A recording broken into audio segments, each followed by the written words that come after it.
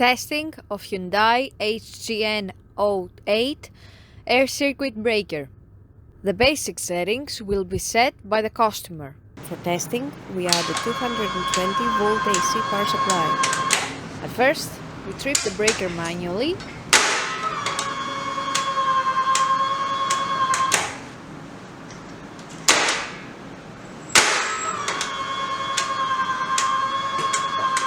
Then we trip the breaker with the help of the UVT.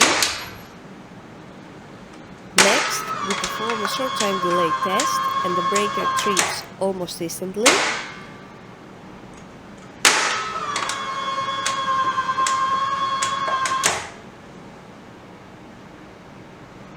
And lastly, we perform a long time delay test, and after about 15 seconds, the breaker trips.